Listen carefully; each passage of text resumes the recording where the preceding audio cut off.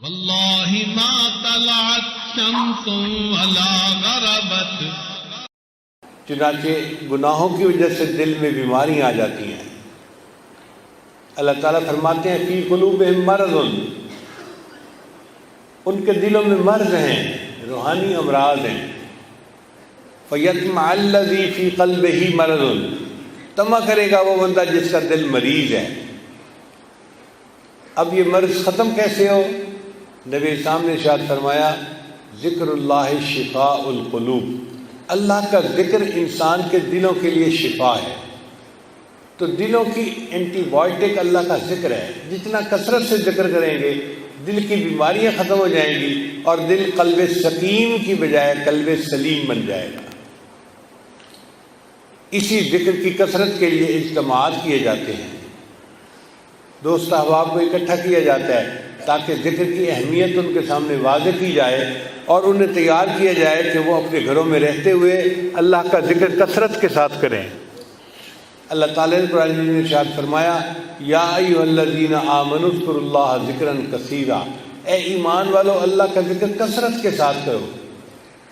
تو دل کی بیماریاں ختم ہوتی ہیں مگر ذکر کثرت کے ساتھ کرنا پڑتا ہے. ایک آدمی کو بخار ہو گیا، ڈاکٹر نے کہا جی آپ نے آگمنٹن لینی ہے صبح و شام. اب وہ بندہ دن میں 1 مرتبہ گولی کھا لیتا ہے اور 20 گولیاں کھانے کے بعد 20 دن بعد آتا ہے جی میرا تو بخار نہیں اترا. ڈاکٹر کہے گا کہ نہیں، ایک مقدار تھی جو روزانہ بدن میں جانی چاہیے تھی، تم نے وہ نہیں، اس کی پابندی نہیں کی. 1 گولی کھائی، تم اگر سال پورا گولی کھاتے رہتے بخار نہ اترتا.